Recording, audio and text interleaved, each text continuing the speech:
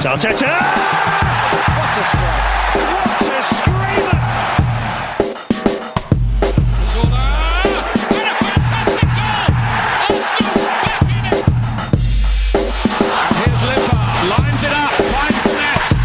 Arsenal are in front. Arsenal reminded the hard way that there's no such thing as a friendly when you're playing a London rival. This is the Arsenal Vision post-match podcast. My name's Elliot Smith, you can block me on Twitter, Yankee Gunner. Hello, everybody. Interesting times. May you live in interesting times is, that's the ancient Chinese proverb, and it's not always meant to be a good thing. It's sometimes called a curse. We are living through interesting times. Granit Xhaka staying forever. Hector Bellerin staying forever. Stay tuned, find out. We do have new signing Ben White in tow, but Thomas Partey no longer in tow, at least not for a while, but not because of toe, because of ankle. I don't know where I'm going with that, but keep up. We'll find a way. I do want to let you know that we will have all the guys here. Clive and Paul in particular will be here after the break. But because of the Thomas Partey injury, we wanted to start by covering really the topic of the moment, what we're going to do in midfield and how long we might be without the midfielder who really had been impressing so much this preseason. I think it's fair to say Chelsea were a bit dirty in their tactics and pretty disgraceful. I think tackles that would not have been appropriate in the Premier League, let alone preseason, but there we are. So it is now my pleasure, but also my great displeasure, to have to reintroduce to the podcast Dr. Rajpal Brar. You can follow him on Twitter, and you absolutely should, at 3CB Performance, 3CB Performance. Just think, what is a defensive system that Elliot hates? And then put performance after it. And you've got his Twitter handle, and you also have some great videos where he breaks down not just injuries, but all kinds of interesting tactical stuff. Dr. Rajpal Brar, it is a joy to welcome you back to the podcast, but not really. Yeah, pleasure as always to be here for the best of reasons. Best of reasons. All right. So, I mean, look, you're the expert, and you've seen the video. You've isolated, I think, the mechanism of injury is what you would call it, or you can correct me because that's probably wrong. But that's right. Why don't you walk me through what you've seen on the video, on the images about Thomas Partey, and then maybe we can get into a little bit of some speculation after that.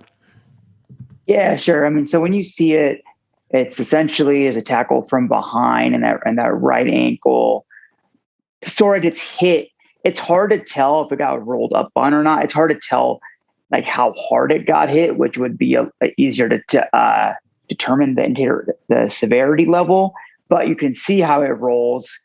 And so that right away for me speaks to what's called a high ankle sprain, with the way that it was kind of twisted inwards. And there might have been some what we call external or outward rotation. And so that's where I was really looking at when I saw the moment of injury, the mechanism of injury.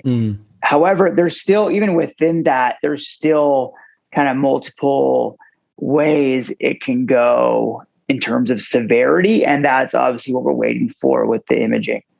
Yeah. Now look, I was never an athlete. I played sports for fun badly. I had a really severe high ankle sprain that admittedly I didn't have professionals rehabbing me. I never recovered from it.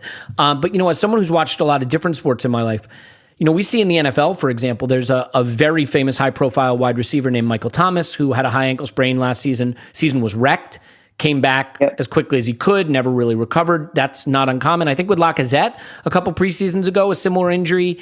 When he came back, we just never saw him get to the level we expected. And I think people sort of surprised at how sort of, quote, well he played last season.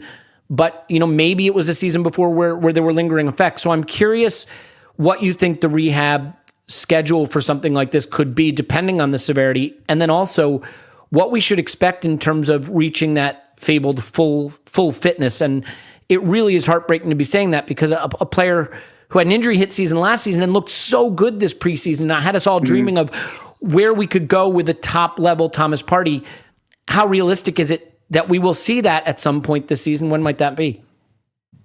Yeah, so it really comes down to whether it's a high ankle sprain or what's called an eversion sprain, which is just a sprain of the ligaments on the inside medial part of the ankle. Now, I don't know if you saw, there's a picture of Partey allegedly in Paddington after the game last night. He's not in any crutches. He's not on a boot, which might indicate that it's a lesser severity injury. For example, if you harken back to Harry Maguire, after he had a high ankle sprain last season with Manchester United, he was in a boot and limited weight bearing on crutches.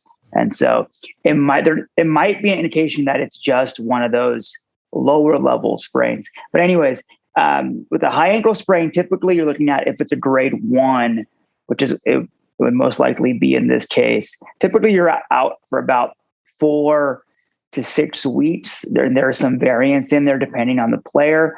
But then, like you said, the key thing is returning to performance. And that can take, whether it's, 2, 3 more weeks after that. And that's really why I was gutted for Thomas in this case. He was finally looking to be near that 100% fitness and 100% confidence that the club didn't see at all during his debut season because he had all those muscular injuries. And so this again hits his fitness because he's not going to be able to train on the pitch, and you can't replicate that off the pitch. And so, yeah, I typically would look at least 2 more weeks after he gets back into training to be even within that 90% range. So, any way you slice it, if we want to see him at close to 90% performance, we should expect 2 months or 2 months. I would. Yeah, or more. And then the question becomes, of course, is it less severe than maybe we're fearing, and he comes back closer to that top level sooner? If it is, and I'm only throwing this out there for range of outcomes, not because I'm saying this is the case, but if it is sort of worse than we fear, if it has, I don't know, the extent to sort of ligament damage or your joint issues or whatever the case may be, do you have a longer range prognosis in terms of where you'd say, this is what could happen, where I'd be concerned into the 3 or 4 month range or for the season, or is that overdoing it? No, so let's do probability wise. Let's do worst case first. I prefer that. Yep. So let's do worst case first, because I don't think it's that bad, because he would have been very, very likely would have been in a boot and told not to walk around on it. Can I just stop you for 1 second? Because the only thing I want to say is, do we know that picture is authentic? Look, I'm not trying to besmirch anybody's reputation. Sure. Let's say that it is. If it is or isn't. Okay. Okay. Assuming that it is, then you could say, so even prior to that, a good indicator is that he was able to play on after the injury and then was able to walk off. That right away to me shows that there's likely no fracture and that it's not an unstable injury. Oh, good. Okay. And then let's say the picture may or may not be true, but that would align with him potentially not being in that boot. But either way, let's say it is a worst case scenario. It isn't a grade 2 or grade 3 high ankle sprain. Typically, that even depends on how unstable the ankle is. If the ankle joint is considered unstable, they will have surgery on it, and he could potentially be out for the season, or not season, 6+ months. But then you talk about him getting back into fitness, so he wouldn't be back to that 100% or near that 100% performance for the majority of the season. Now, on the other side of it, go ahead. Okay. Yeah, can we not even breathe that into existence, preferably? Yeah. Yes, agreed. And then on the other side of the range, for me, the best case here would be a grade 1 eversion sprain. You're looking at 10 to 14 days. So an example of that was Kevin De Bruyne during the Euros, where he actually had a somewhat similar mechanism of injury to Partey, but if you look at the way they iced him after during the match, they only had ice on the inside of the ankle, which speaks to the fact that he likely only had some mild damage to those inside ligaments. And he didn't, I believe during Euros, he didn't miss a match after that. And he played through discomfort, but that still tells you, it speaks to a lesser severity of injury compared to, say, Maguire, who took about 2 months to get back to his near prior levels of performance. Let me ask you something then, because we saw a situation last season where we brought Thomas Partey back for the Spurs game. I know Clive has been really critical of that and feels that that's why we lost him again. I know you had a slightly different take on that, but even setting that aside, I do think it's always worth asking what the risk-reward profile is of bringing him back when he seems ready versus giving him the extra time. Is this an injury where you really want to make sure he's 100% good, because if he comes back and plays on it before he is, then he could just prolong the period it takes for him to get back to full fitness? What's the right time to reintroduce a player recovering from an injury like this? Yeah, I mean, it's hard to say if there's any specific right time. You have to go off your indicators. How is that person testing during their return to play testing? So, is there any soreness? Is there any discomfort? How long is it lingering for? And so, we have an example of that. It's a non-football example, but LeBron James or the Lakers came back a little too early after a high ankle sprain, and then ended up missing almost 10 more days because he tried to test it too early. And then he was never close to himself after that moving forward. So that's certainly a concern. But the key thing when it comes to return to sport, like I said, you have to go off your indicators. And it's never going to be 100% correct call rate. It's always how much risk can you tolerate? I think considering it's earlier in the season, you can tolerate more risk. But then you also have Mikel Arteta fighting potentially if they have a poor start. Is he fighting for his job? And so that's the other side of the coin, right? You have those factors come into play. But so if you're in a situation where like there's a game right before an international break and it looks like maybe he's ready, you'd be someone in his ear saying, bring him back after the break, give him the extra couple weeks, right? Like if there's a chance to sneak in a little extra recovery time, it will pay off in the season you're going to get from him, is your sense? Yeah, absolutely. Especially early on in the season. I mean, you don't want to be dealing with a lingering issue for the entire season. For me, I'd rather take the short-term sacrifice for the medium and long-term gain. The medium and long-term in this case being, the 3-4+ month outlook. Yeah, I remember when I did mine, I was in a cast and it was awful and I didn't rehab it the right way. Obviously, I'm not a professional athlete, didn't have people helping me with that, but just the extent to which I feel like my ankle was always vulnerable to twisting and spraining again after that. I just never recovered the stability in it. So, just personally, I think of it as a really bad injury because it's been bad for my life. But of course, like I said, not a professional athlete with a team of doctors helping. If you had been pitch side when this happened, would you have been in Arteta's ear saying, get him off right away, don't let him try to test it? Is it possible that testing it was the wrong call or may have been an issue? Because I was sort of surprised in a friendly that he wasn't just taken off at the first sign of discomfort. Yeah, and I was a little surprised by that, but I think when you go out and you try to check and you see what it's like, there might not have been that much tenderness, but typically I would think in a friendly, you wouldn't go out and risk that. Although sometimes testing it like that, I've seen it go. It can give you it can also be an indicator of what's going on. So let's say you go out there and you're examining him and you're saying, okay, the ankle is stable. Let's test it real quick to see how he responds. So that is a little bit more information. It's funny. Mikel Arteta after the match said it doesn't look good. But I was thinking about this in light of the fact that he tried to play on it and in light of the fact that he was pictured around London not in a boot. I wonder if Arteta said that because he was basically super frustrated at the tactics of Chelsea and he was basically trying to send a message like I'm sure he was mad. There was a bad challenge by Zuma on Tierney. There was a bad challenge on Smith Rowe. There was a bad challenge on Partey that costs him, at least a couple of weeks, if not more and beyond that. And I don't think Arteta would have been in the mood to be like, actually, we're lucky, it's fine, because he was probably super aggravated. So do you think it's possible that diagnosis by Arteta may have been driven more by frustration at Chelsea's tactics than by an actual medical evaluation? Oh, absolutely. Absolutely. I think he was frustrated. I've also, having following his reactions, he always tends to err on the side it doesn't look good. Like when Martinelli's ankle sprained, it doesn't look good. Martinelli was back in a week. And so, I think he goes more off the pain and discomfort aspect when he's assessing things or when he's told. But that varies so much player to player. It doesn't really tell us all that much. And then you combine that, like you said, with the frustration.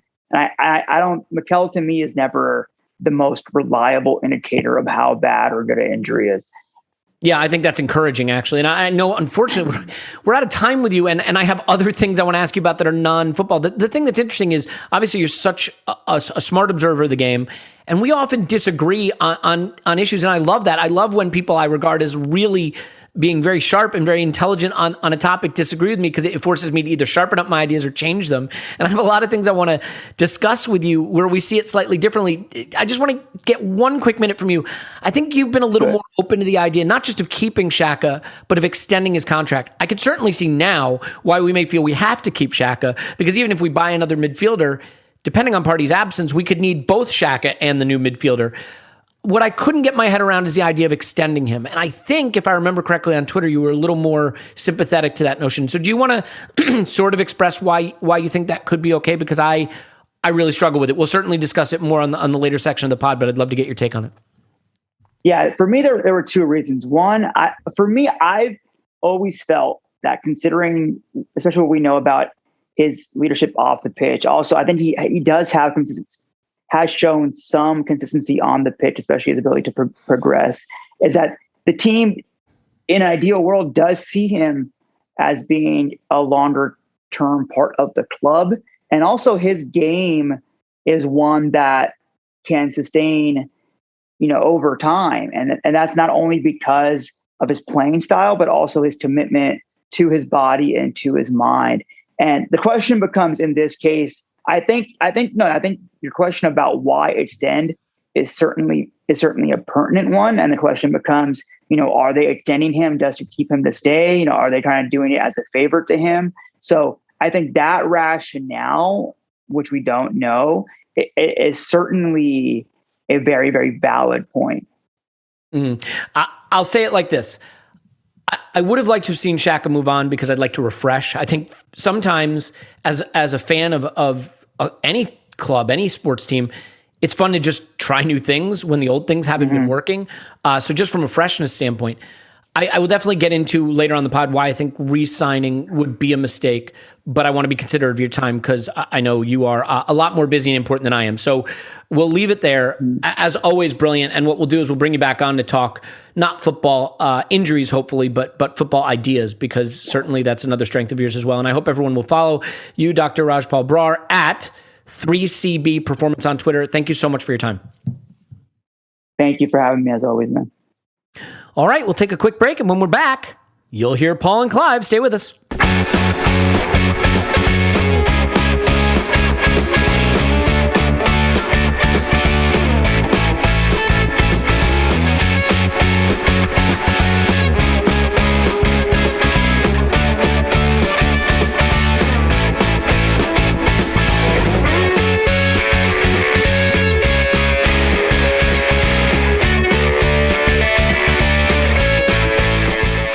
We're back, and now we go from expertise to nonsense. But you know what? Nonsense is what you're here for. Come on, by this point, if you're here for the nonsense. And I love you for being here for the nonsense. Thank you so much. I could not be more proud and more thankful, more appreciative of the group of people that listen to this podcast, work on this podcast, and all come together to discuss the Arsenal. Through challenging times, we managed to arrive at sometimes insane and sometimes sensible conclusions. And here to do that with me now is Paul. You can find him on Twitter. Pops with my pants. Hello, Paul. Woohoo! And Clive, you can find him on Twitter at ClivePAFC. Hello. Hello, Clive. Okay, so I'm feeling ebullient, but I really need to work on getting miserable, because this should be a miserable discussion, right? I mean, we lost a key player to injury. We don't have anybody coming in. We don't have anybody going out. And yet I find myself feeling very upbeat. So hopefully that will help me deal with what is actually a fairly stressful time to be an Arsenal supporter, as we are now just 12 days away from the start of the season. I joked on Twitter, Clive, that we should do a 12 days of Christmas, where Arsenal buy or sell a player every day for the next 12 days. And were we to do that, I think we'd be ready for Brentford. Were we not to do that, we may not be. I think on the Patreon Instant Reaction Pod, we said there were 11 players in the team yesterday who we would probably ideally like to move on or have tried to move on. So it's not just the incomings, it's the outgoings. And to be fair, a lot of clubs dealing with that. Chelsea had some players in the shop window themselves. So the market does seem to be a little jammed up right now. The market needs some prune juice and some coffee and needs to get going. Clive, the first thing I want to do is just talk about the fallout from the Partey injury. We discussed the injury itself. Now let's discuss the fallout. You know, I was not particularly sympathetic to the idea of keeping Granit Xhaka, and I am certainly not open to the idea of re-signing him, and we can get into that. But in light of Partey being injured, it may be the case that we need Xhaka and another. Where do you feel like this injury leaves us? I realize that if it is a 4 to 6 week type injury, you can't just reshape all of your transfer business around a 2-month period where you're without a player. But I'm curious what you think this does to the start of our season and potentially to our plans. Yeah, it's a problem because the guy can play football, and that is obvious. He is a very good player. And I came away from this game thinking, I've always liked him, but I liked him even more. He's having a storming preseason. I mean, he's just looked great. Yeah, he just looked very important to what we do. And this is what I had lots of things going through my head on this game. Obviously, players are players and they're in various phases of form, but Partey's play is so good on the ball, but so good getting the ball back. And I think Arsenal have a decision to make real quick about what sort of team they're going to be. Are they going to focus on being a possession team? Are they going to squeeze the space and be I'm going to get it back from you team?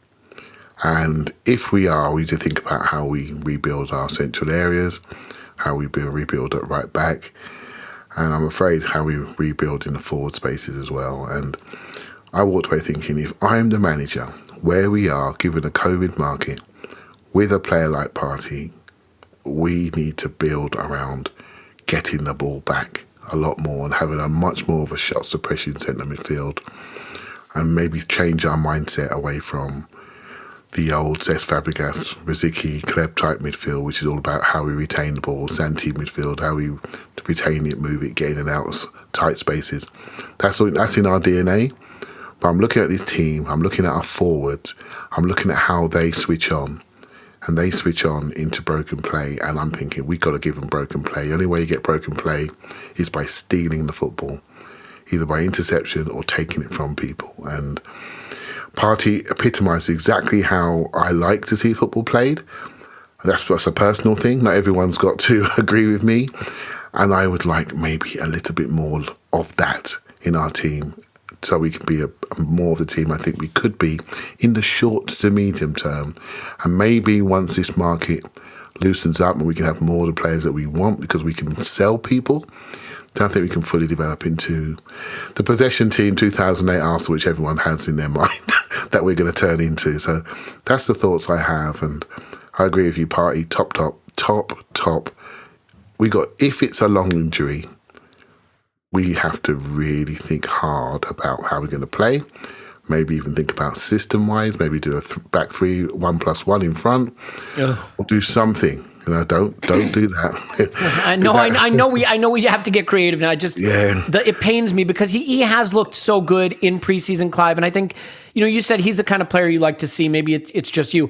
I don't think anybody could disagree that he is a Rolls-Royce football player when he's on his game. I think the criticism last season was exclusively that he maybe wasn't consistent. And with injuries and adaptation, whatever the case may be, I mean, maybe there was some suggestion that he wasn't always consistent at Atleti, but when he's on it, he is a sensational player to watch. And I wonder now what it means for that position, but I will tell you, and maybe we get into this right now, Paul, and then we can come back to Xhaka. Lokonga is the guy who has to step in my view. You look at El Neni, who's having a bit of a calamitous preseason, and again, just preseason. But we know what El Neni gives you. And it's basically a net nothing. I understand there are people that like El Neni more than I do, but I really do think one area where I disagree with a lot of people, a player who doesn't bring any high-value traits isn't a player that's helping you. The fact that he can hide, I regard making the safe pass quickly to keep possession as a way of hiding, as a way of throwing off responsibility. And you see Lokonga, that pass he plays to Pepe, striding out, steps on the ball, puts it between the fullback and the center back into the channel. Pepe running in behind for the pullback to Willock for the goal. Should have been 2-2. Of course, it is. By the way, that's a goal. We have pictures to prove it's a goal. So it was a 2-2 game. So when anybody says we lost to Chelsea in preseason, because that's a very important thing, obviously, we didn't. But I just see Lokonga as a guy who has to come in and be the Partey analog. And even if he's a little young and physically needs to mature and isn't super defensive in his approach, I don't think Partey is super defensive either, especially if we're going to be more front-footed and intercepty. That's fine. if El Neni can stride out and pick the ball off or harry or press, that's great. But once he gets it, he can't do anything with it.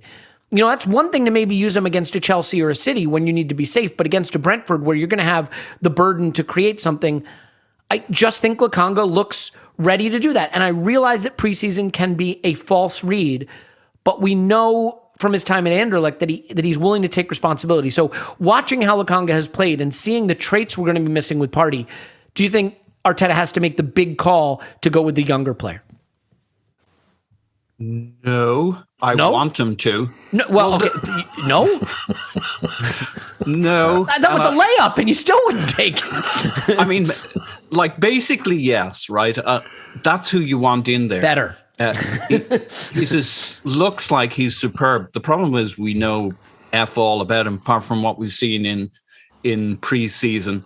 And so, like, if you're the manager, you got a lot of things on your plate there to consider with the player. So it's more a question of how upset will we be when he isn't starting, because I don't think it's as straight as who's a much better player and who's more exciting and who can play into our style. Can you guess how upset I'll be, just out of curiosity? Yeah, very, very. Okay, cool.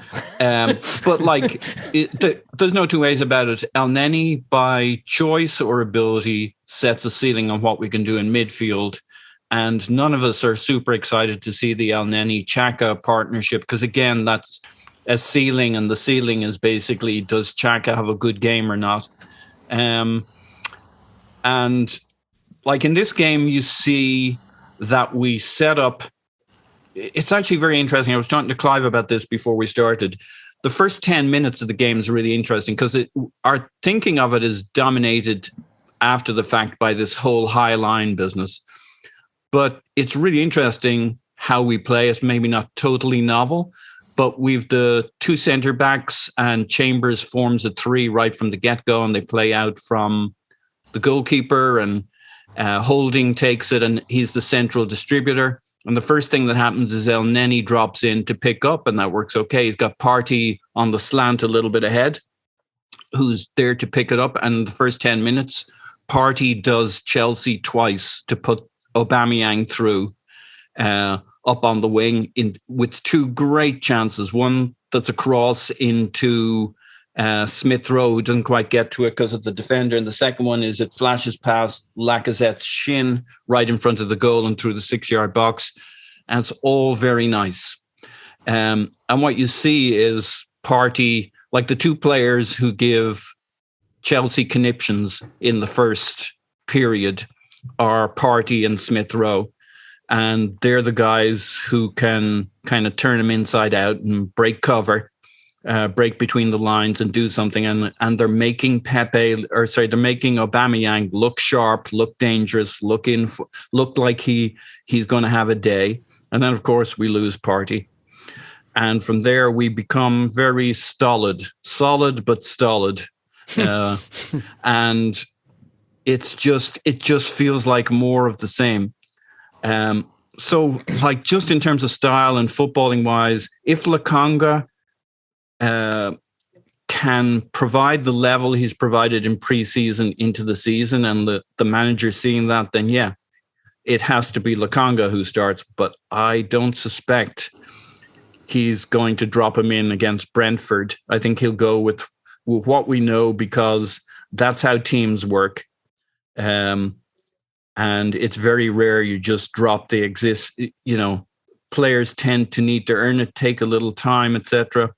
But I guess if you were going to go for it, if you were really worried as the manager, you'd drop in Lokonga alongside Xhaka and have them go. But they haven't played together either. I mean, well, they will. I mean, they'll train together now and they'll play together against Spurs. I think what I would say, Paul, is that, like, the question is, what are you trying to achieve? Because if you can get through Brentford with an El Neni Xhaka midfield, and I'm not even convinced that level will get you past Brentford, but let's say it can, where does that take you? Like, if we're going to be without Partey for a little bit, Brentford's a great first game to go find out what Lokonga can bring us, because where we can go with Lokonga and Xhaka is potentially somewhere. Where we can go with Elneny and Xhaka is nowhere. We can't go anywhere with that. We know that. And so it's a safe choice, but it's a choice that doesn't have any positive expected value in the sense of maybe it sort of gets you through. But the other thing is Partey may be in and out all season. You just never know. There's big expected value to finding out what Lokonga can give you right away because the Xhaka Elneny midfield, in my view, isn't really taking you anywhere. And again, I understand why. It's about adaptation, right? We saw Guendouzi come in preseason and from the get-go light it up. And that's a call. Like Lokonga looks like he's adapting, but he's played bugger all for us. And that's kind of the manager's call, I feel. We like if it were down to you and I, based on what we've seen so far, yeah. But you see what I'm saying in terms of like the right? Like what you can gain from playing Elneny against Brentford versus what you might gain for your season if you put Lokonga out there. Like, what are the odds that Lokonga's going to be so bad against Brentford he costs you the game and Elneny would have saved it? But what are the odds that by going with Lokonga early, you give your season a better chance to thrive? You see what I'm saying? Like, I just feel like the odds are in favor. I also think you've a dressing room hierarchy, which we like to ignore. But when you're managing a team, and I don't say that takes precedence, but it's a balance, right? You got to be pretty confident with your move with Lokonga if you're going to turn things on its head at this point. Anyway. I think that's true. Like if you're thinking of signing Tammy Abraham and starting him over Aubameyang the first game. But I think when it comes to someone like Elneny, with all due respect, I think there are players that are on the fringe of your first team. I mean, we loaned him when he was 27. We loaned him out. I think Elneny knows he's fortunate to be at a club like Arsenal, earning an Arsenal wage. I would tend to think he is a glue guy, a good guy to have. He has the manager's trust. You're in trouble. Fair enough. Well, Clive, I mean, because we've seen worse Elneny. Oh yeah. Well, again, I want to make something clear. Yeah. This isn't so much about me crapping on Elneny as saying we aren't going anywhere if Elneny has to start 15, 20 games this season. I really believe that. So, Clive, like, isn't there? And let's be honest, Lokonga wasn't cheaply acquired by the standards of this transfer window. It's actually a pretty big fee. He was captain of Anderlecht. He's looked really good in preseason, including against Chelsea. And he was brought in, as we all thought, to sort of be the heir apparent, not to Xhaka, but to Partey. Now Partey is out. This is a chance to engage that emergency protocol, right? I mean, don't you think that that's where the upside for our season would be? And again, Partey could come back in 4 weeks and make this more moot, but it's worth finding out. Yeah, we got a few things to look at, and you use the word engage there, and that's actually the key word, because Xhaka, Elneny, and Lokonga are, for me, they're more sixes. They want to sit, wait, separate, be at the end, release foul, play it to me, and I'll move it on.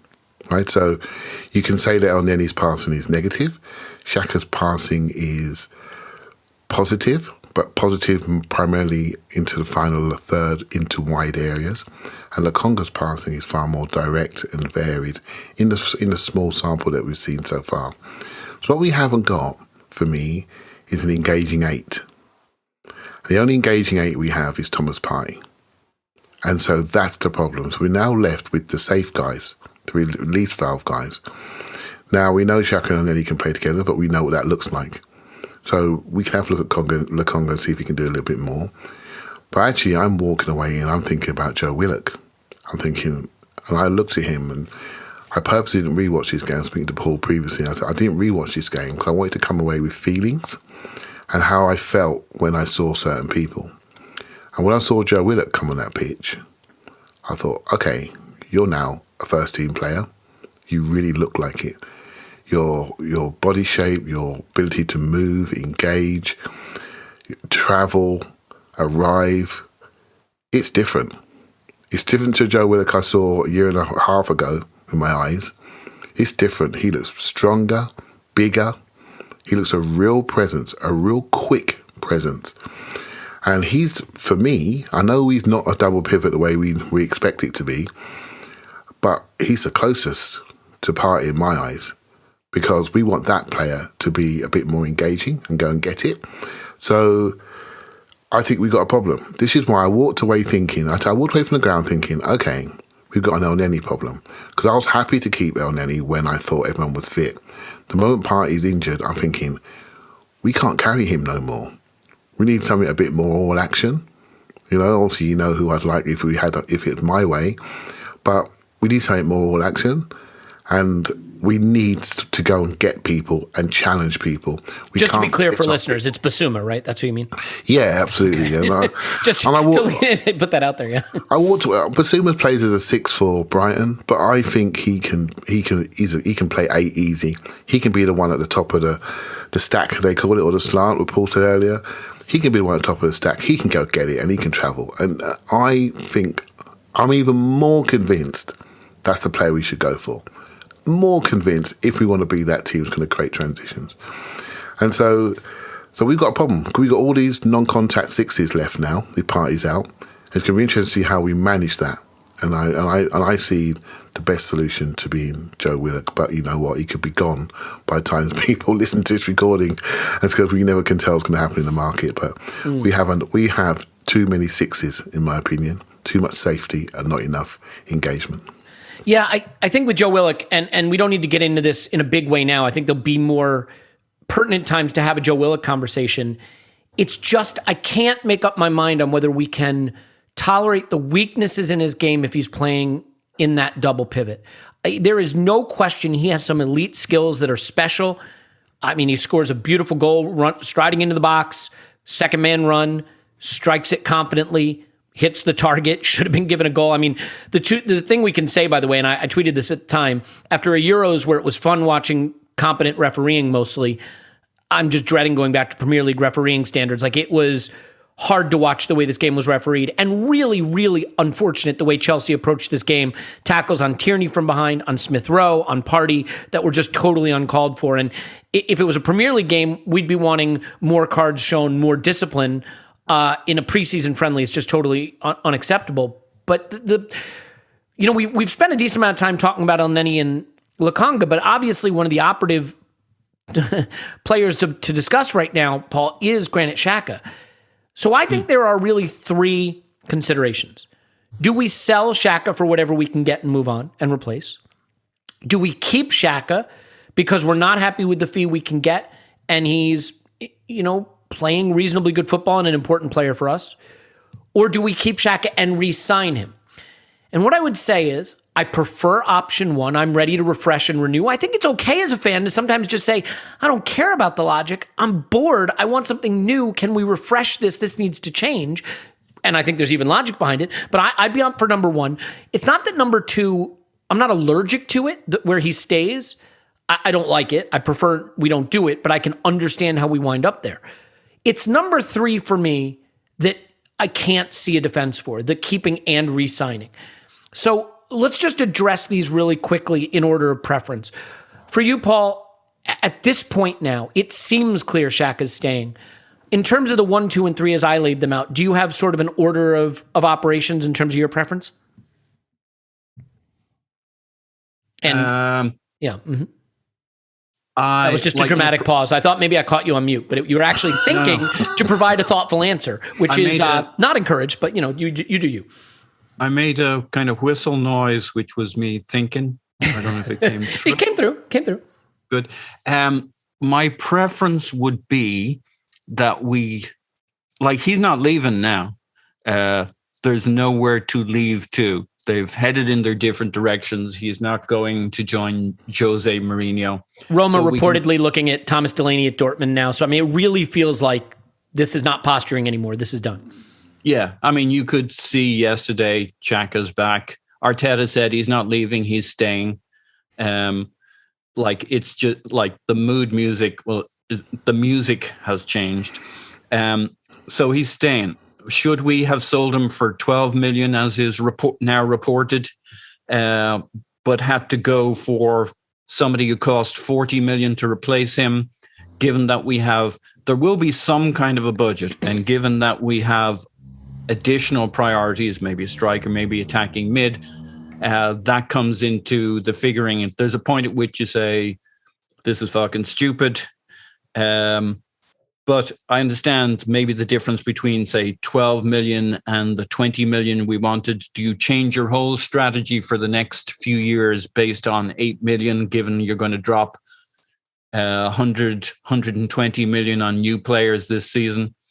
I don't know. You could debate that one. I think you keep him, but you don't renew his contract. Yeah. I think that's easier said than done.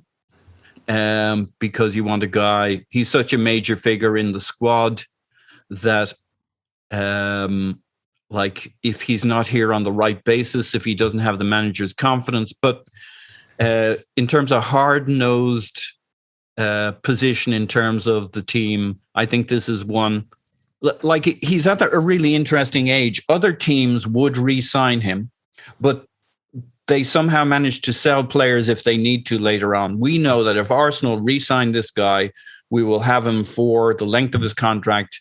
It will run down. His wages will be even higher, so there's no way we're going to sell him. He'll be older. And I think you say to Granit, listen, you wanted to go this year. We will work with you next year. Let's have a great year together. You're not getting a new contract. Or, I don't know, maybe there's things you can do like a bonus for, or a thank you or something. You don't always have to give the guy years. Here's another 3 years. There's other ways to say thank you. I don't know what they are. Well, I mean, you could do I'm sure a Don 1 year extension. Raul could come up with something. Yeah, you could do it. You could do a 1 year extension with like a 5 million signing bonus or something. I mean, look, I'm not saying do that. No. I'm just saying there are ways you can give the guy more money. Finish your thought, Paul, because I want to get Clive's take on this, and then I think we need to freshen things up for everybody's sake. He's such a dominant character, and he's been really good for us the last year and all those caveats. He's such a dominant character that he kind of sets your course for the next 3 or so years. You don't just leave him on the bench on a regular basis. So I don't think the options are easy here, but they never are. And I think the right option is you keep him for a year and you work with him and you find a way to say thank you for your contribution going forward. Yeah, I mean, unfortunately, at the elite level, sports requires ruthlessness. And the one thing I would say is, and I'll get into my thought on the contract a bit more after Clive gives us his opinion. The one thing I want to say is that I don't think we want to create a precedent of giving a 29-year-old who has 2 years left a bigger new contract just because he'll be unhappy otherwise, right? Like that. Now, we can talk about protecting value, which I think is an extraordinarily silly thing to discuss in context, and I'll explain why. But we don't want the precedent of when you're 29 and have 2 years left, if you're not happy with what you're making, we'll just give you a raise. Don't create that situation. Clive, where do you fall on what we should do with Xhaka? I mean, I think all of us, and I think you're in this boat, we're ready to move on from him. Not because he's a bad player, just because you were ready for something new. And I think the problem with Xhaka, I think he had one of his better seasons for us the second half of last season. Because I think when Xhaka's next to a Partey, and you have a really good elite midfielder next to him, and Xhaka doesn't have to be the beating heart of the team in every way, there are things he does really well. When he has to take that responsibility and has a weaker player like an El Neni next to him, I think it's a different story. And the one thing I'll say about the Euros is I really don't like evaluating a player like Granit Xhaka on the Euros because Granit Xhaka is a player we know can be elite with time and space. International football tends to give you time and space, but the Premier League doesn't, and that's principally been a problem for him his whole career. So, Clive, where do you stand on the Xhaka thing, and then maybe your take on the contract as well? Yeah, well, he's got 2 years to go, so he doesn't need another contract. So there was just some chat saying I was going to keep him and give him a contract. So I just don't think we need to do it. So Lacazette's not got a contract. He's got a year to go. Eddie's not got one. So he just stays as is. I will say he is a good player. And I think the word boredom is probably where most of us are. We're sort of bored of him. But the best I've ever seen of him was when he's playing with Thomas Partey. And Thomas Partey's hopefully going to be around for a little while. And when we talked about midfield the other day, I found it very hard to picture an Arsenal midfield without him. You know, he's been such a central cog. And I will say, when he came on yesterday, it's quite clear he's the man. He is the man. He's the man that points and shouts and everyone looks to. So whatever we Scored a header from a set piece. My goodness. scored a header, and Where did that come from? the love coming down from the terraces was love, right? And I know we have our frustrations with him, as we do with the club. But when it comes down to it, he's the man. He's been around. I don't think we've given him the right partners for a long time. I'm not saying he's been faultless or anything like that, but he is the man. And you know, the way we play that situation where we have a lefty on the left-hand side of the midfield, either dropping in the back line or pushing up very, very quickly in good possession. I've been thinking about this position for a while, and I can't think of someone to do it in the same way. I just can't. And he does it really, really well. The problem is we expect those two to play all the time. So when they didn't play, we then dropped to Danny Ceballos, which for me, I don't think that was the best position for him. It's quite interesting when he was playing for Spain recently, he was playing in number 10 role, much like I think you said before, Elliot, about where he should play, slightly higher up. We asked him to do a job in the structural side of the team, and we failed. El Neni offers a certain structure, but I don't think it's going to take us anywhere. So Lokonga lifts us slightly. Do we need something else, a bit more all action? And that's where I think we are heading. But Granit Xhaka, I haven't got a problem with him. When I walked away from the ground yesterday, I was looking at our forwards and our right back. That's where my eyes were looking. They weren't looking at Granit Xhaka, who had 2 training sessions, scored a goal, did his normal thing, played pretty well, and will play well for us this season. That's not an issue. The other things are potential issue, which I don't want to jump to conclusions on, but my eyes can't unsee what they saw.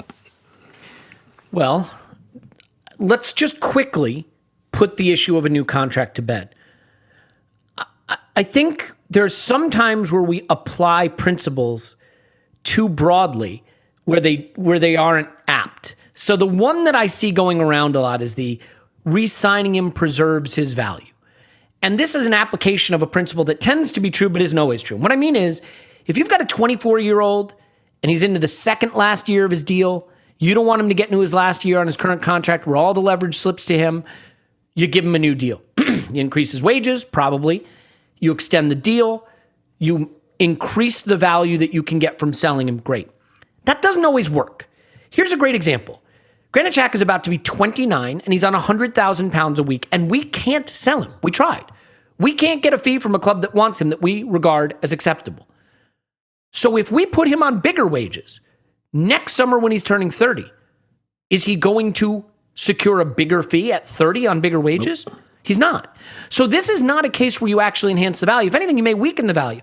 Because next summer, if he has a storming season and he's still only on $100,000, someone might come along and offer us that $20 million if they really want him right away. But if he's on 130 and he's 30 years old with a contract on those wages until he's 33, that's a liability people may not be willing to take on. One of the things we have to recognize right now is there's a huge crisis in the transfer market, which is the only place Premier League clubs can sell Premier League players is in the Premier League, because they're the only clubs that can pay the wages. You know who can pay £100,000 a week? Premier League clubs. You know who can't? Everybody else. So unless your players are going to Madrid, Bayern, Juve, maybe not even Juve, maybe not even Barca, no one can pay these wages. And that is becoming the problem. So putting Granit Xhaka at 29 years old on a lengthy contract where he makes more than the $100,000 he's already making doesn't enhance his value, doesn't protect his value. Because if we can't sell him at 29, how are we going to sell him at 30 on a bigger deal? So it is a case where I would say, well, I'd like to move on from Xhaka. If you want to keep him, just keep him. You have him till he's 31. Just keep him till he's 31. That actually feels like a perfect kind of time horizon. And I do think more and more players from the Premier League will run down their deals because it's going to be harder for clubs to sell them outside of the league. So, I mean, Clive, unless you disagree with that, I think that kind of summarizes it. I agree 100%. And they should just keep him for another year and think about his replacement over the next 12 months, what they're going to do, what that player looks like, and what they need to add. And he can get this. I reckon he'll go for the same money in a year's time, because there'll be more money in Europe because people will be in the grounds, hopefully. There'll be more certain revenues. And that 15 million, which they offered us initially, or was it 12 million they offered us, 50 million euros, 12 million pounds. 50 million euros in a year's time, a year in his contract to go, might look a bit better. See what I mean? And we walk away with that and we go again. So it makes sense to me, and maybe we use this money elsewhere, as I alluded to earlier on. So, yep, 100% with you, mate, 100%. So in the rare situation, I think we all sort of agree. Look, emotionally, I wish we were moving on from him. And it's not because he isn't good. I mean, we can debate, is he holding us back? There are a lot of people that will say we've never finished top 4 since he's been here. I mean, we've never finished top 4 since Aubameyang's been here. Is it his fault? Right? I mean, ultimately, it is a game that requires more than one player. I do think his flaws have been a problem for us. I think he's looked better with the right partner next to him. The idea of starting a season with a Xhaka El Neni central midfield just fills me with dread, though. And Paul, it is a case where, I mean, when you look at the team yesterday, other than Ben White, it's the same starting 11 that finished 8th the last couple seasons. And I realize we finished the season last season not like an 8th place team. It is also a team that has lost Odegaard, that has lost Ceballos, some would say for the better. So there's work still to be done. One player who could be responsible for us making a big leap forward would potentially be Emil Smith-Rowe. And I want to come to that in a moment, but I think there is another pressing issue from this game tactically that we can break down. Most of us agree that reading too much into preseason games, even high-level rivalry preseason games, is a mistake. But I think you can look at them, Paul, and see tactical approaches or system approaches that you're working on. And I do think that those conclusions or those observations are valid. So in this case, I want to get you on record again. You were pretty sanguine about this in the instant reaction pod. I am going to try to tease out a more Whiskers-esque reaction here. That high line.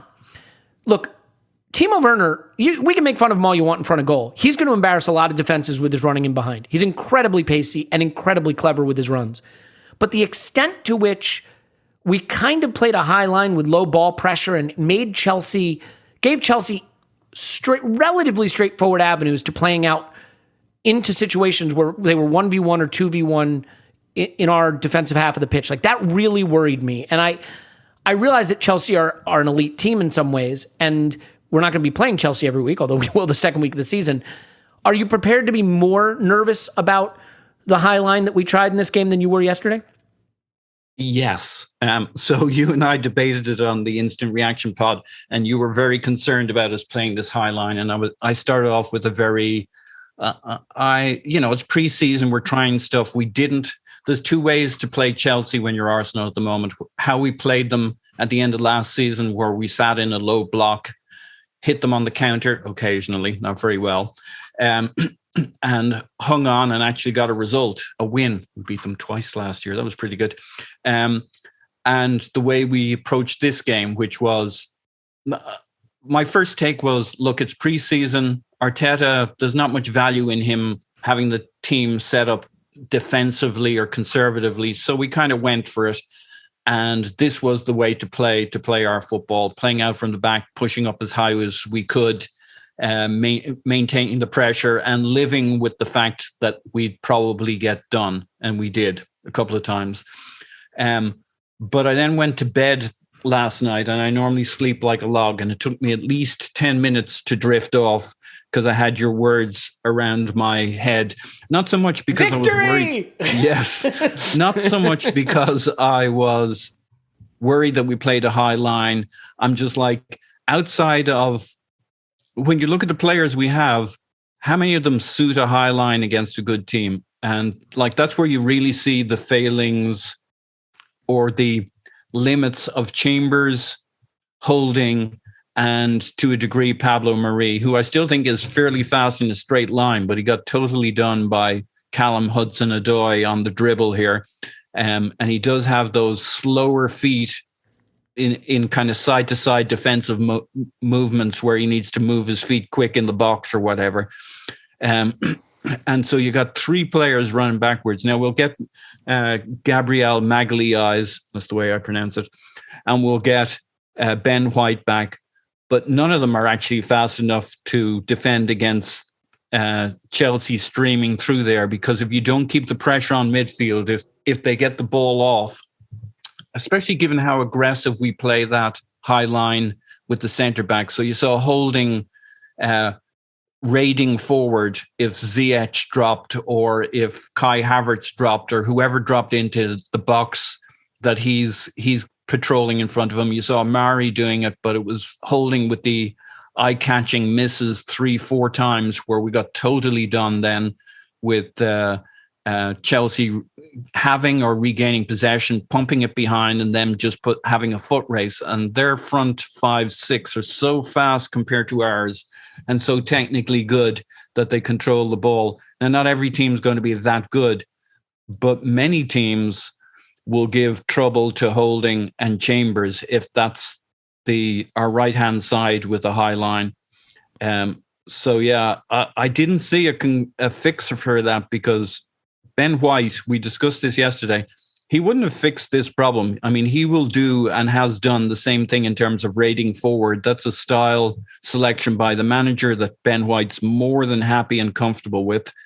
And we will get done over the back. And he's fast, but he's not Virgil van Dijk coming back at pace and power. He's not going to win a sprint with Timo Werner from the halfway line. No, and that's not a criticism of him. Who's going to? Yeah, so part of it's like the Chelsea factor. Would we have done this mid-season against Chelsea? I don't think so.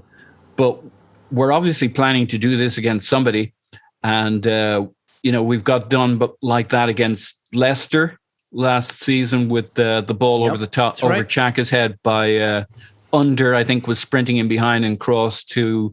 Now, we didn't do it very much, but why are we doing it in preseason? Because I guess you bring in Ben White to play more progressively, to push a higher line. Maybe not always this high. And maybe the manager's like, this is the way he wanted to play in preseason. He didn't want to compromise. He wanted the measure of his team, and he would dial it back a bit. Leeds play a very aggressive style of football, but they don't play with the super high line. They play with pressure across the pitch, one-to-one marking, all that kind of stuff. There are different ways of keeping pressure and pushing up that doesn't always involve a super high line. So I don't know what it means. I don't know if this is the way we want to play or this is just the most dialed up version, and why not? It's preseason. It's the Emirates. Let's go for it. Let's see what we got and measure ourselves. Yeah, I mean, because winning or losing isn't really the important thing. It's seeing where you are in that process. But Clive, it's also the fact that there was a naivete to it in a sense, because there were a lot of times where one of the center backs and both fullbacks were pushed up. And I just think at some level, the spacing of the press was wrong, because if you leave that amount of space in behind, the ball doesn't even need to be that good. It just needs to be over the top. So what did you see with our defensive structure? And are you encouraged at all about what we're trying and you see the light at the end of the tunnel, or are you prepared to come over to my side and get worried? Well, why are you getting worried about preseason game? I'm just worried about a system that looks really exposable with 12 days until the season. So I tell you what, I listen to stuff and I get annoyed. What Arsenal, what are they trying to do? They were trying to be much more front-footed in their engagement. That's what they were trying to do. Now, when someone drops in, the game is, when do I disconnect, let him go? When do I stay connected and stay engaged? Ben White did it beautifully in the second half. The amount of times he stole it round the corner. When he went in, he stayed connected and nicked it. A leg round the side, nicked it, we're off and running, back to the races again. Rob Holding, I'm afraid, was 2-3 yards off his man.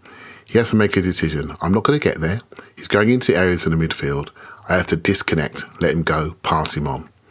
But he just carried on trundling down the pitch, right? So, Callum Chambers, what you do as a defender, when your centre-half trundles down the pitch like that, 3 yards off his man, but he still keeps going, what you should do is drop into his hole.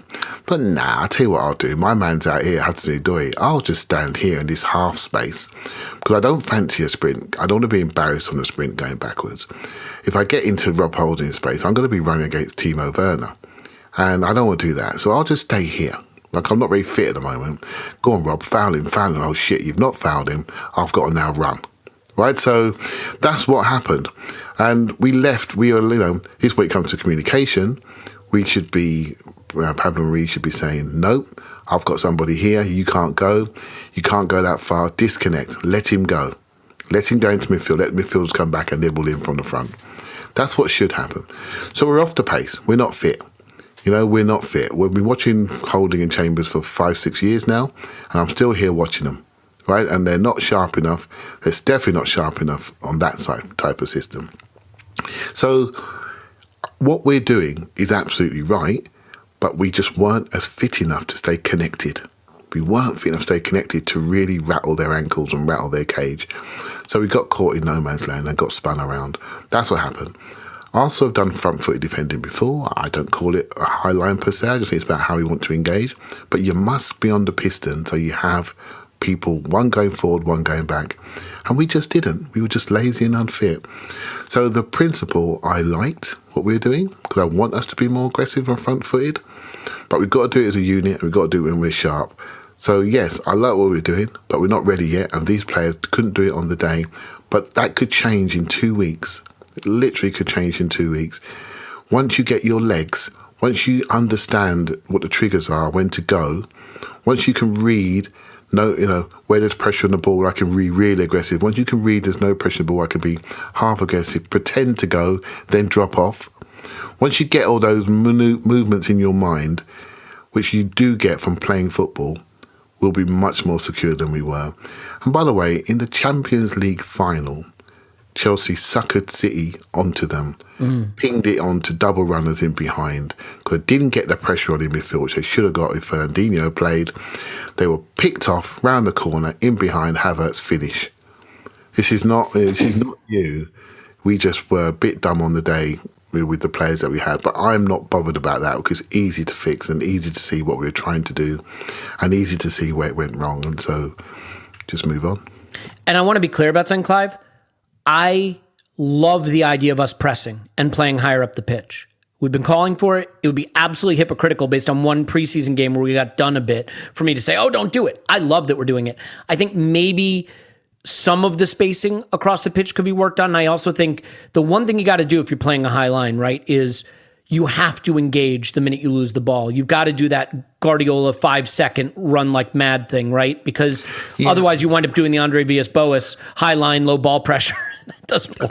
I think where our line was fine. It's where we went from there. Our starting position was fine.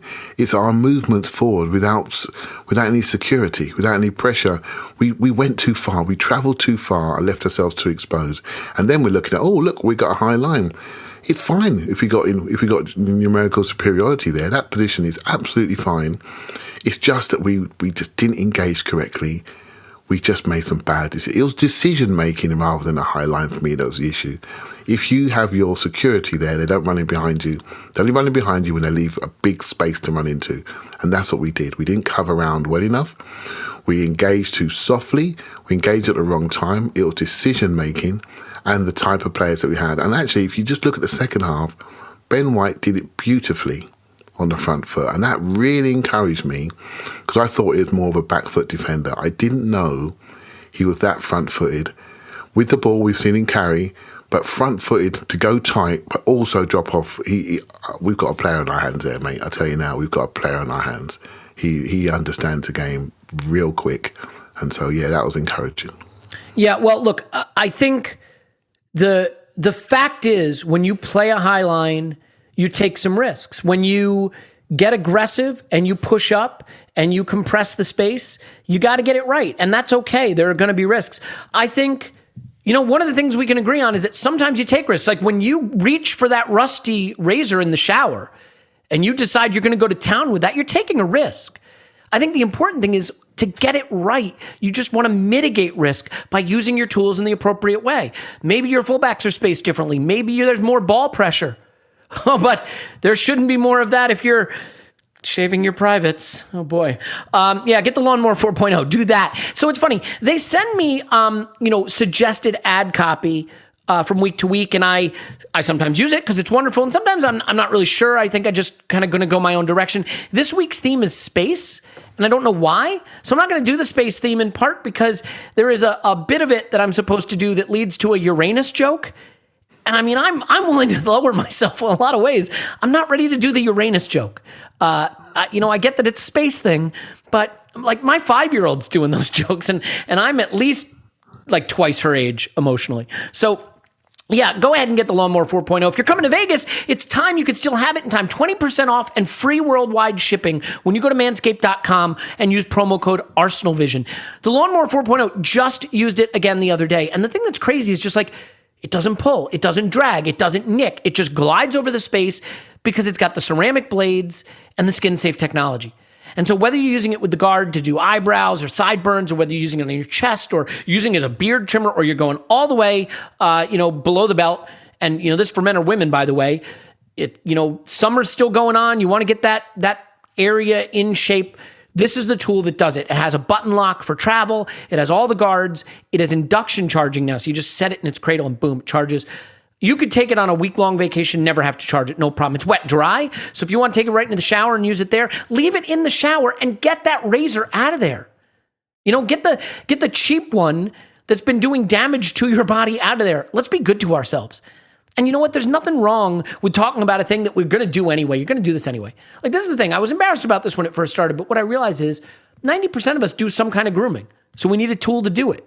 So if you get a good tool, you'll just be happier. And they have one for nose and ears called the Weed Whacker that I have to admit I've aged into needing to use, so I use it. They've got some tonics and stuff. They send it in beautiful packaging. It just comes feeling really high-end. You're going to love it. Go to manscaped.com, promo code ArsenalVision. You get 20% off and free worldwide shipping. 20% off and free worldwide shipping. Clive, you proud of me for skipping the Uranus joke? Yeah, you're maturing nicely. Well done. Well done.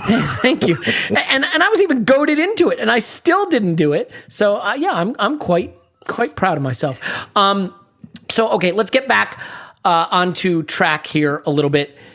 So Paul, I referenced it earlier. I want to touch on it briefly. I think there are maybe more interesting performances to discuss, because actually Smith Rowe looking great is just not really much of a story at this moment. But he, to me, is having the kind of preseason that says he is ready to really take on even more responsibility for end product. I just love the way he has a sense of when to arrive in the box, when to give the ball quickly, when he can drive past a guy. His body seems more robust. He really does look like a player that is eager to take on more responsibility rather than some of the other players we have that maybe shirk that responsibility. I thought this game looked like it was suited to him. And I think it says something that the three players that got targeted for rough treatment by Chelsea were variously Tierney, Partey, and Smith Rowe, because those are the players that could hurt them. And, he just continues to look excellent to me. Yeah. Is not a question, but, just talk about that. Look, I think it is a story that he's good, because you and I were chatting a bit before this about, that there's something a bit exceptional about Saka and Smith Rowe, so young coming into the team. What's also exceptional is that they have back-to-back seasons when they're young where they step up. So we can't take it for granted that he'll be as good as last year or better, just because you don't get straight line improvement all the time with these guys. Now, it's pre-season, but he looks up for it. He's just got the new number 10 shirt, so there's debate about will that weigh heavy on his shoulders, or will he step up and into it? And again, we can only judge based on what we've seen, but I mean, he's fully up for it. He hits the post with his left foot, which would have been an interesting way to get to 1-1 on 30 minutes. And that, I did want to throw in a little bit on the high line, which was its risk reward. And to some degree, it must be why Ben White is here, because you don't get a Ben White to play with a deeper line. I mean, that's just not the profile of player you get. So in this game, we created, ignoring XG and shots, which I like to do when they don't suit me, we created plenty of good and interesting opportunities that, had we buried them, this would have been a much more exciting proposition from our side. And Thomas Partey, they're playing a free kick out from their box, and we push right up. We do quite a bit of pressing from the front in the first half.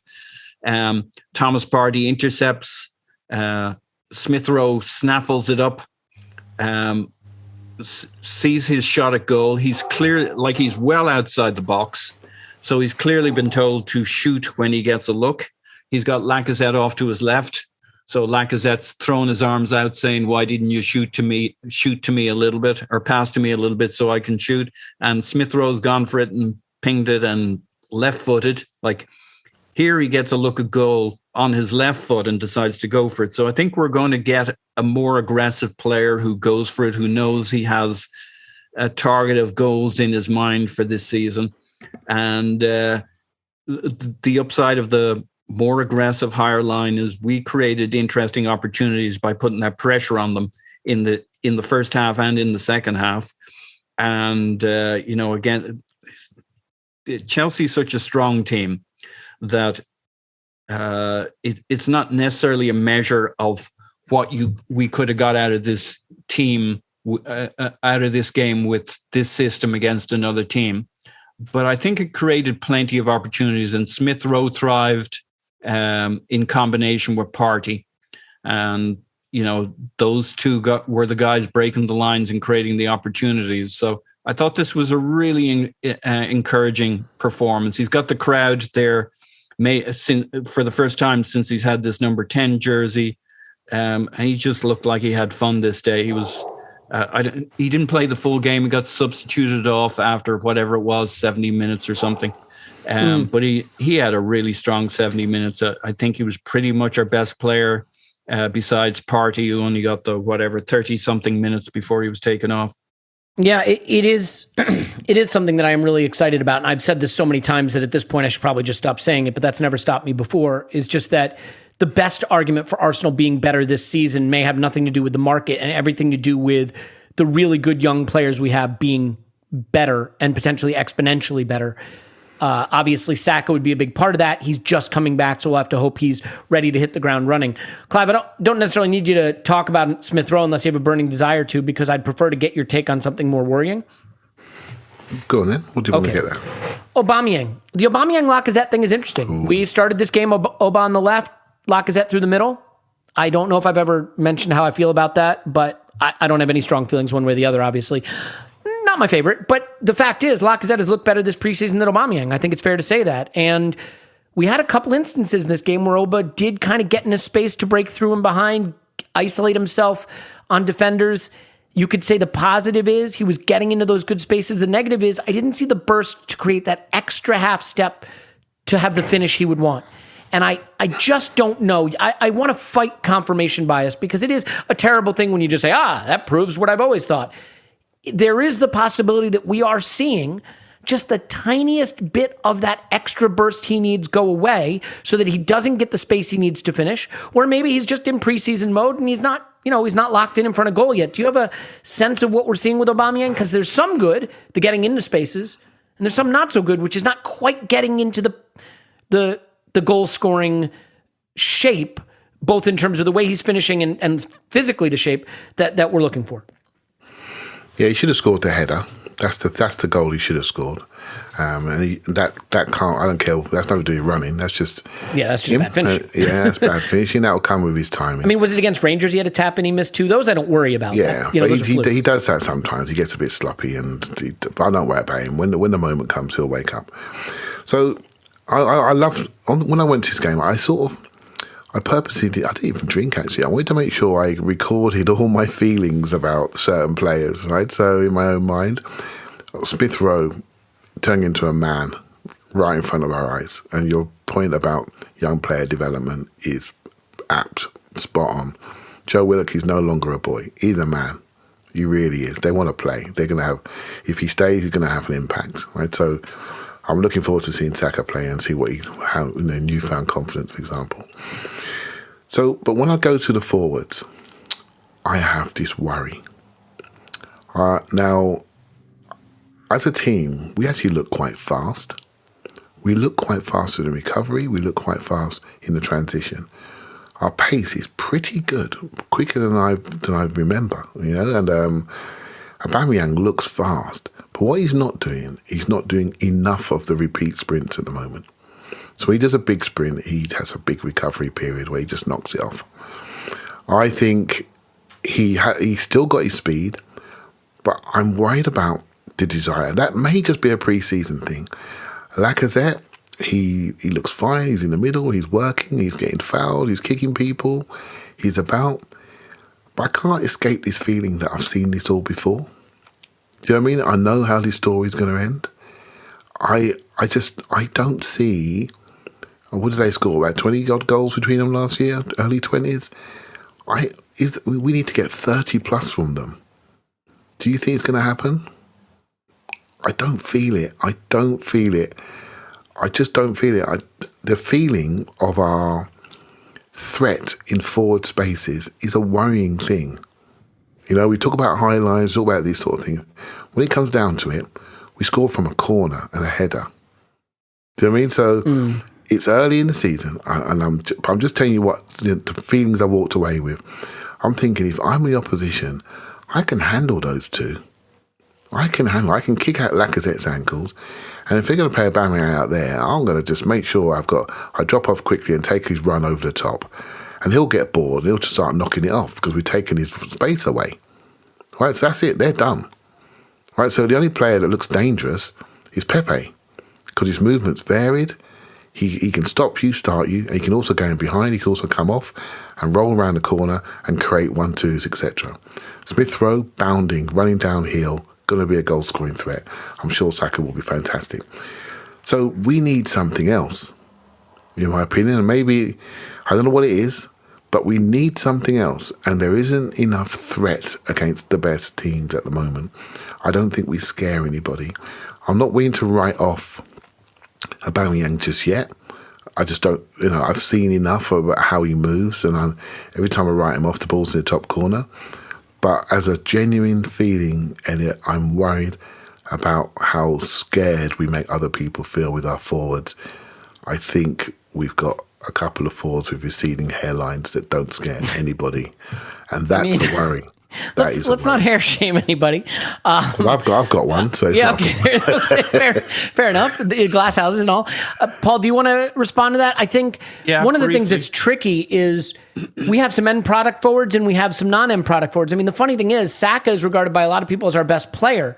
Is he filled with end product in the way that maybe Martinelli is, right? Lacazette is seen as one of our best facilitating striker. Does he have the goals that Aubameyang does? Pepe is an end product player, but Saka's maybe a little more cultured and a system fit. Like it is a case of needing to make sure that we put that end product on the pitch. So do you have a sense of how that all fits together? I think there's also the question of whether another purchase is needed, a Maddison at 10 or another striker to be in the group. I have mentioned before that it is somewhat concerning that we have two 30-plus-year-old strikers and then some teenagers that have never played the position professionally. Like it's a those two strikers. Let's be honest, they can't really play together. I don't think we've tried it. Leicester in the front two, 3-5-2 Emery system.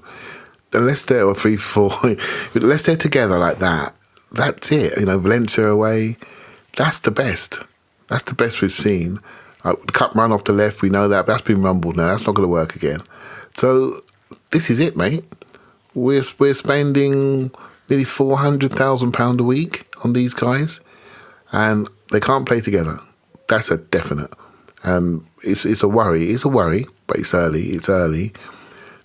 Aubameyang can still run, but I promise you, he can still run, and Lacazette can still pivot centre forward.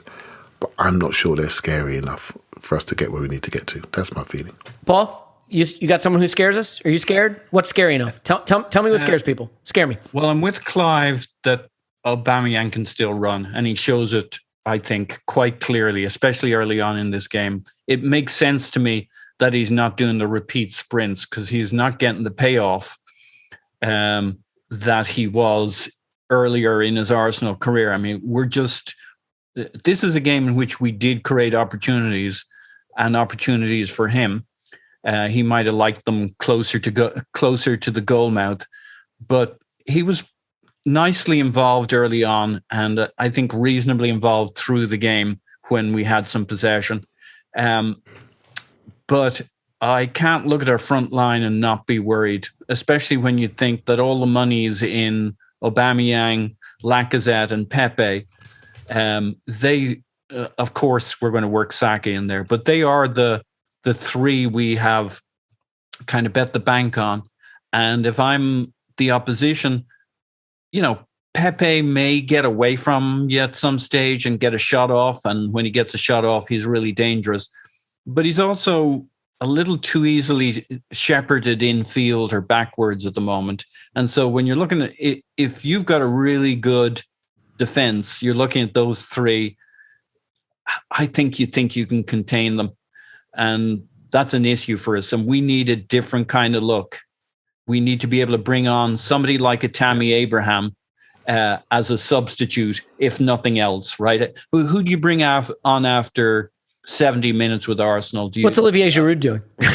Yeah. Aubameyang's already on the pitch. Lacazette might be on the bench or whatever. Maybe you bring on Pepe because but like that change up after 70 minutes. And then who do you start with? You could certainly see a role for somebody like a Tammy Abraham or a Martinez, who we're looking at from Italy, in terms of what his all-round game as a striker. There's just not enough threat there to worry the better teams who can control the back, who have the confidence of moving their block across and back. It's too much for somebody like a Smith Rowe to be able to pick that apart and get these guys through. I think we need something. I don't think Aubameyang shot. I don't think he doesn't. He's obviously going to have lost a little something, but then Cavani has lost a lot of something and he still has his movement. There's a point at which we won't want to be playing him on the left in terms of the amount of running and work he has to do, but he's still, he may not be making as many sprints as he did, but he's still getting back. He's still covering. He can still do the work. And when you hear somebody like Burgess, who was our fitness guy, talking about Aubameyang, he's rarely seen a guy. He thought this guy be able to play for years and years, because he's rarely seen a guy with that kind of horsepower and smoothness and technique of running. I agree with that. So, yeah, I mean the mechanics. Yeah, the mechanics look. Yeah, they just look great. Yeah. Well, look, I mean, we're not going to get anywhere worrying about whether Aubameyang is done. Because we have him. He's on huge money and he's going to start.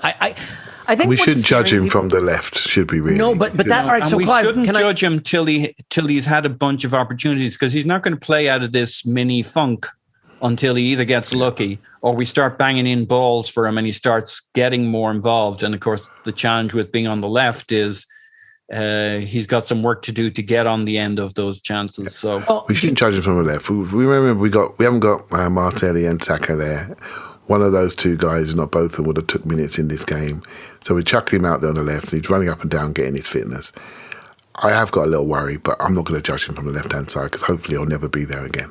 But he's going to start there, against Brentford, it's going to be Lacazette and Aubameyang, right, with Aubameyang on the left, because our left wingers are Martinelli and Saka, or Pepe if Saka plays right, and neither Martinelli and Saka are likely to start against Brentford, I wouldn't think. So, I mean, isn't it going to be Aubameyang and Lacazette? Aren't we sort of? Do you feel, Clive, so this is what I wanted to talk about as maybe a final point, is just the sense of stasis.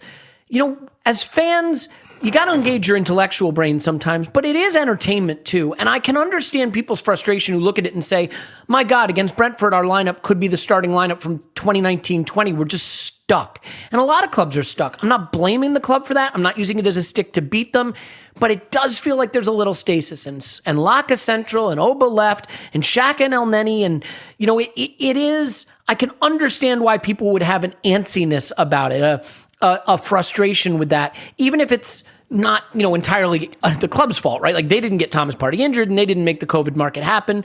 But do you have that frustration that we're staring down a little bit of stasis again, at least to start the season?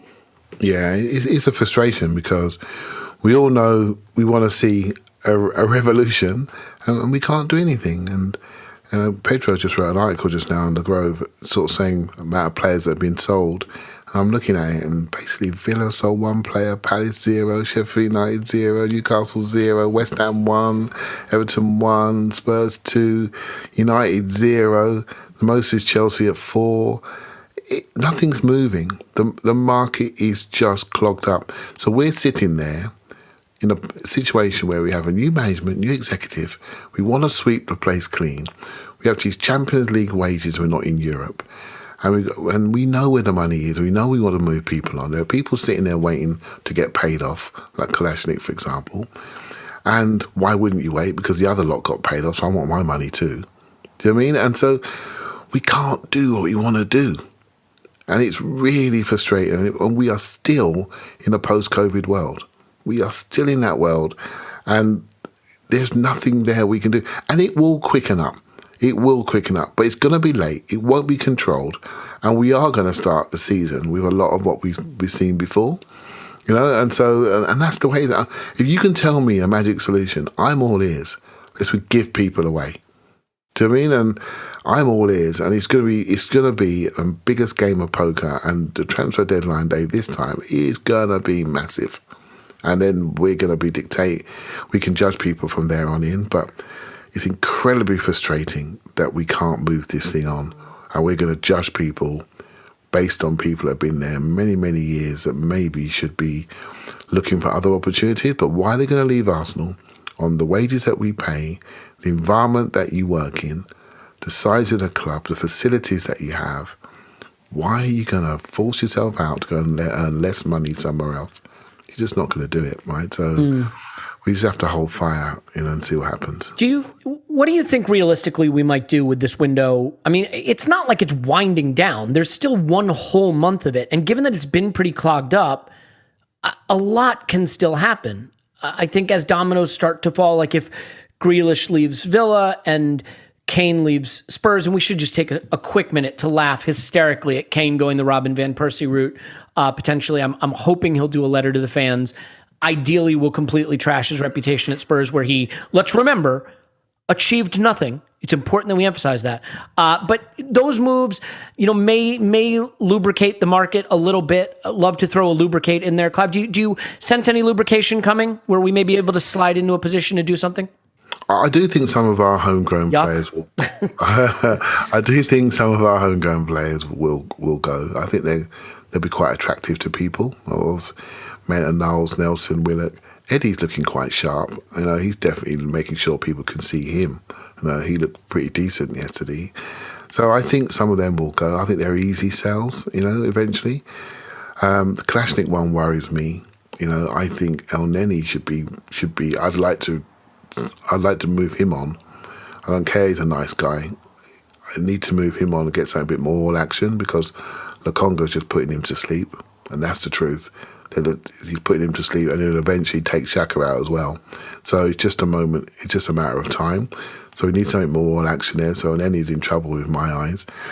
And so, and we all know that Lacazette holds the key. If Lacazette and Eddie go, we can do something up top. We can refresh. But nothing's happening. No one wants 180 grand Lacazette. No one does. It's going to cost us money. It is a worry. It is a worry. We're going to have to be. I don't want to be patient again for another season. I want to see a new team, a bit more, vivacious, shall we say. And there are some good signs that we saw yesterday in how we want to play. But there's some real old signs of people with limits that just can't do certain things. And again, I will caveat and say it's just pre-season and people are heavily loaded in training and their legs are dead on the pitch. But it is a worry that we're seeing much of the same stuff we've seen before. Yeah, I don't want to shut you out before we go, Paul, on this topic. So where are you on the things will get lubricated scale?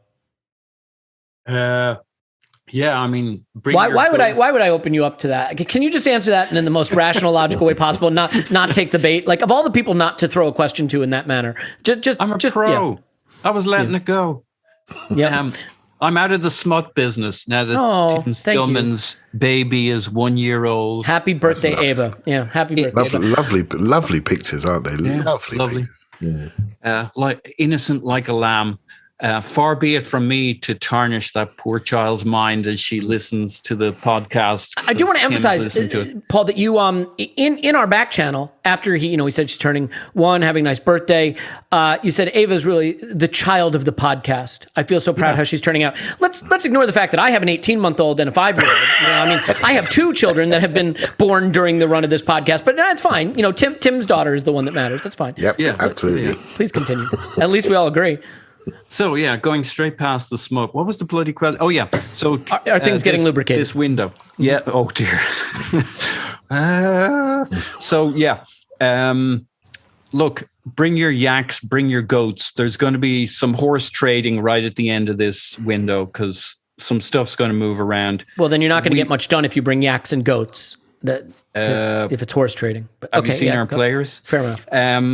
So, look, I think we'll get an attacking midfielder, an Odegaard-esque player, and I think we'll look strongly at a centre-forward position. And I think we got to be considering that right-back position. Cedric did get on the left yesterday and looked okay, but he looked dodgy in the earlier pre-season games. He looked kind of a man in his own world, haunted. Yeah, and the less said about Bellerin, the better too. I mean, that he really looks like he's forgetting how to play football, and it pains me to say that. And maybe mentally he's already left, but sometimes you get pulled back in, so he may need to adjust that. But I don't know that we'll do something on the right back side. I think we'll do attacking mid, and we got to be seriously looking at the centre forward piece of it because if you're the manager, you got to be concerned about where the goals are going to come from. If Aubameyang doesn't pick up, and Lacazette. I mean, Lacazette was good for us last season, but it's a relative kind of a good. It's nothing that's going to scare our competition. They're going to look at setting up against Lacazette and say, yeah, we can handle that, good as he might be. So we got to do something, or we're going to have, it's going to feel a lot like last year, and we're going to be 6-ish.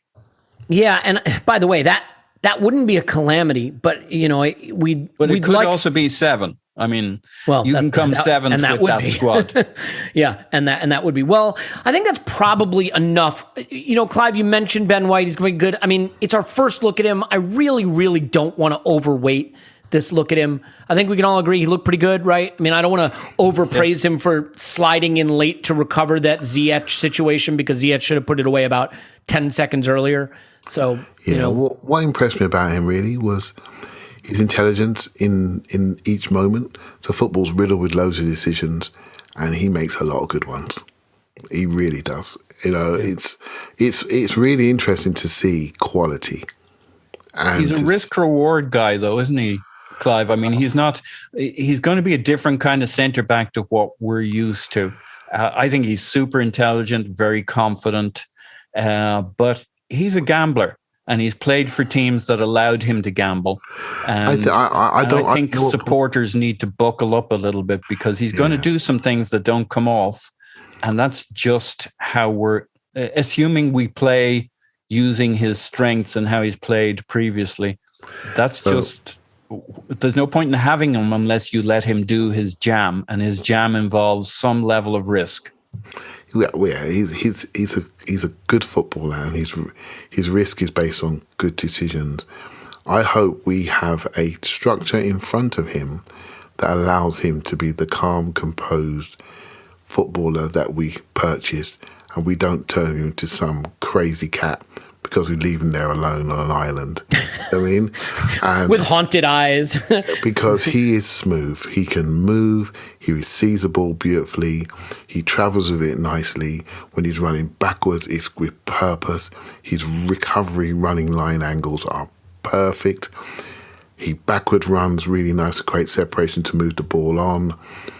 He's way better than I thought. Way better than I thought. Starting to lubricate. And I'm very, and it just reminds you when you make good decisions and you see quality, it's obvious. And there are some quality players in this group, and they're starting to stand up. Tierney, Smith Rowe, Partey, Ben White. They're quality. They're real top quality. Pepe's there just on the edge of bursting through. It's really refreshing when you see this. So I know we feel a little bit concerned about the static market, but it can change. It can change in a tweet. And someone's gone and we move on again. And I hope Arsenal got their targets ready in the background for when the squatters finally leave their bonuses behind and leave. Yeah, because I think the thing that you have to remember is accepting fees that are lower than you'd like when the market is depressed means that you're reinvesting that money in a depressed market too, right? If you only get 15 for Xhaka, that buys you a war, right? So what is 15 for Xhaka and 15 for Willock and 12 for Maitland-Niles and 12 for Nketiah? What is that worth? Well, that's now how you're it should talking work, about Eddie. well, right, but now you're talking about 54 million pounds you just secured to get a player who that one player, Clive, does more for you than those four can. If you see what I'm saying. What you said there is logically perfect, but it doesn't seem to work that way, does it? No, I get it. Yeah, Yeah. when We don't get not- the discount when we're buying. Yeah, when we knock Brighton's door, they want 50 mil guaranteed, and we give them 7 offers, and we end up on the 8th time. But when you knock Lyon's door, that's the point, right? Like, Well- if we can find a solution on the continent and we have to sell some of our players for less, we know there's a depressed market there, right? Yeah, well, you say that, and I've forgotten his name now, the Brazilian guy in centre midfield that we liked Bruno last week. Guimaraes, yeah. A player beautiful centre mid player, that can do the lot. You know what? A week ago it was 25 to 30 mil. A week later he's 40 mil. It's like... That's just Aulis being Aulis, though, right? Yeah, it annoys me. But this is why it's a game of poker. You'll find out what people have got and how positive they are and how brave they are when there's 3 or 4 days to go and they got bills to pay. Then we'll find out what the real price is. So we just got to hang in there, mate, for a little while longer. I think the one thing that this summer should be a reminder of is when we say, oh, this deal's cheap, or this guy was a free, look at the wages. Because the wages tell you how stuck you are, right? Because getting a guy for free or 5 million or 10 million, if he doesn't work out, you move him on. But if the wages are wrong, you can't. And that's how you wind up with a Kolasinac who can't be moved, and a Willian who can't be moved, and a Xhaka to some extent who, much better player than those for us, can't be moved. When guys are on 140, 120, 100, and you want to move them, you've made a very small market for who can take those players on. That is something that we're going to have to be mindful of in the way we evaluate moves, that we say, that doesn't hurt us. Well, the problem is you can only register so many non-homegrown players, and Scott made this point on the Patreon pod. We are staring squarely in the face another season where we will have first-team players that we cannot register in the Premier League, and that is hugely economically inefficient. So we'll see how we handle it. That's a long one, so let's knock it on the head there. Tomorrow on Patreon, we're doing a really fun one. We're doing opinions we're too scared to give on the main pod. So it's going to be like the opinions we have, the fears we have, the thoughts we have, but we're too scared to say them on this one. So if you want to be over there to hear that, great. We'd love to have you there. Otherwise, we'll keep giving you the good opinions, the ones we're willing to stand behind here. And we just love you for being here. Clive's on Twitter at ClivePFC. Thanks, Clive. Thank you very much. Paul's on Twitter at Pause My Pants. Thanks, Paul. Woohoo! Tim will be on tomorrow, so we look forward to that. And happy birthday to Ava. My name's Elliot Smith. You should, can, must block me on Twitter at Yankee Gunner. We love you. Thank you so much for being here. And we will talk to you after Arsenal 10's come now.